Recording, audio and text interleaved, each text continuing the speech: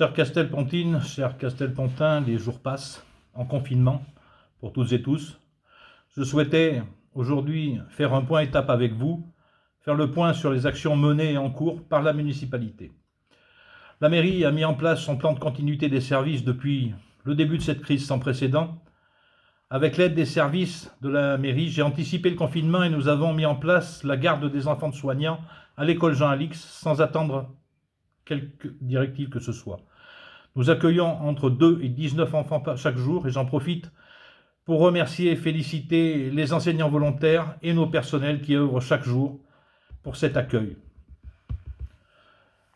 Chaque matin, une réunion de cellule de crise en mairie se déroule en présence de Madame la Directrice Générale des Services, des principaux responsables de service, de la police municipale et de moi-même, pour prendre les décisions au plus vite et réagir en fonction des besoins.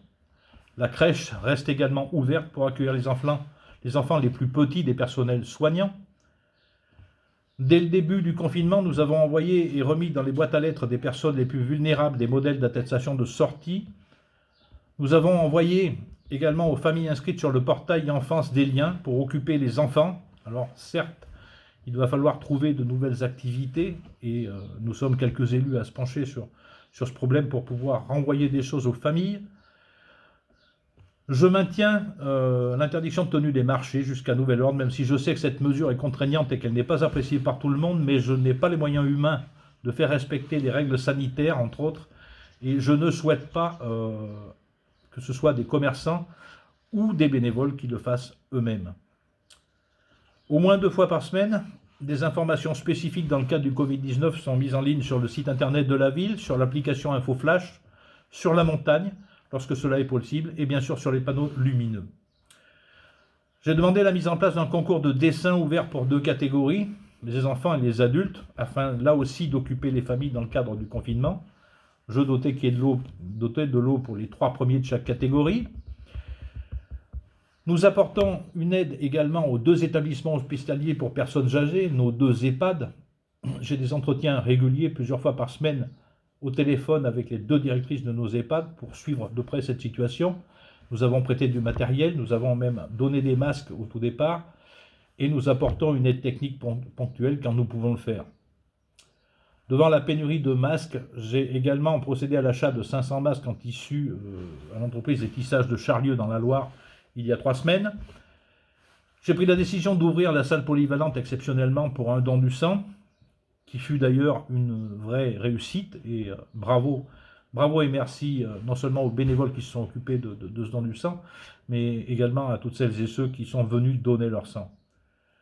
J'ai pris la décision de verser des subventions aux associations et à l'OGEC Saint-Joseph sans réunion du conseil municipal, par simple décision du maire, afin de permettre à ces associations de continuer à travailler et surtout à préparer l'avenir proche. J'ai apporté mon soutien aux commerçants, aux petits commerçants, comme on dit, de bouche du centre-ville, qui se sont unis pour assurer la prise de commande et les livraisons à domicile, et je voudrais sincèrement les remercier pour l'énorme travail qu'ils font. Nous avons mis en place un appel téléphonique régulier pour les personnes inscrites sur la liste du plan canicule, les personnes les plus vulnérables, ce qui mobilise plusieurs élus.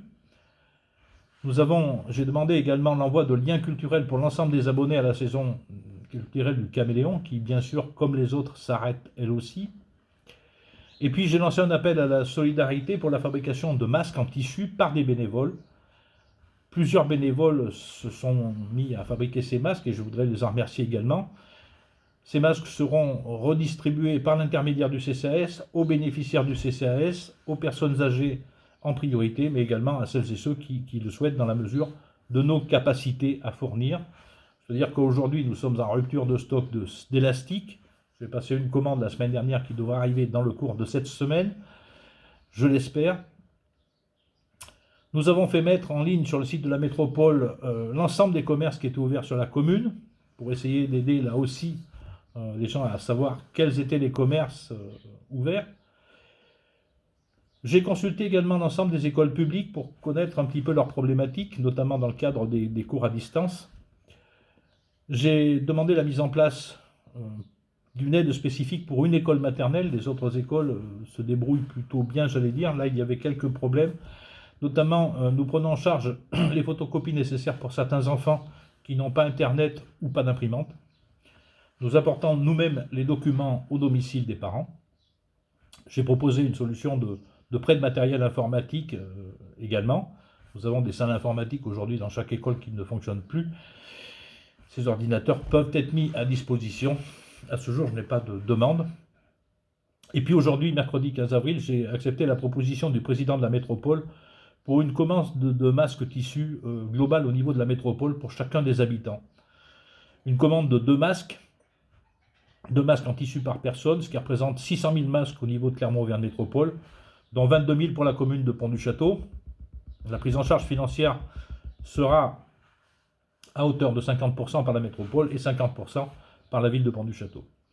Une commande de masques jetables pour les personnels est également envisagée, ainsi qu'une éventuelle nouvelle commande de masques tissus à Charlieu, afin de pouvoir répondre à la demande une fois les écoles réouvertes notamment.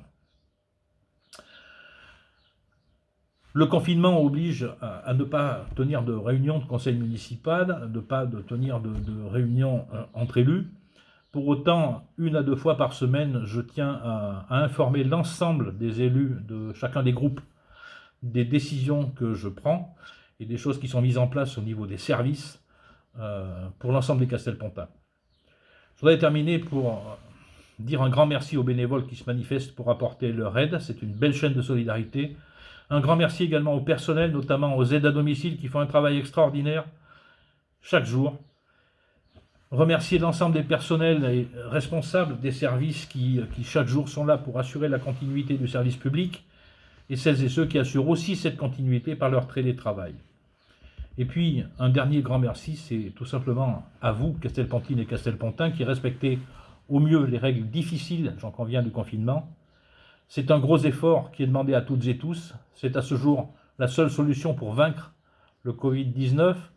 Et je sais pouvoir continuer à compter sur vous, toutes et tous, pour remporter cette bataille contre cet ennemi invisible. Même si notre département est relativement épargné, c'est un épisode dramatique, jamais connu en temps de paix, qui se déroule depuis plusieurs semaines un peu partout dans le monde, bien sûr en Europe et en France, vous le savez.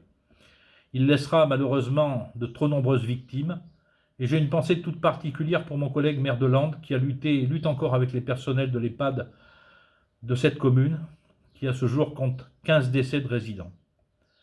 J'espère surtout que nous serons à même, tous ensemble, de voir dorénavant les choses différemment lorsque ce virus aura été éradiqué et que la vie reprendra son cours, j'allais dire normal.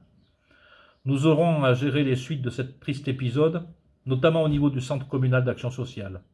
La situation se sera dégradée, nous le constatons déjà aujourd'hui, avec plusieurs familles en très grande difficulté. Nous devrons les soutenir encore plus, et je compte sur votre compréhension et bien sûr sur votre soutien.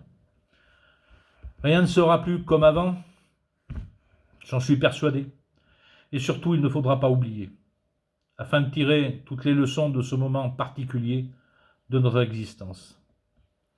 Encore merci pour le respect de ce confinement qui est primordial, essentiel. Protégeons-nous, protégeons les autres, restons confinés. Merci.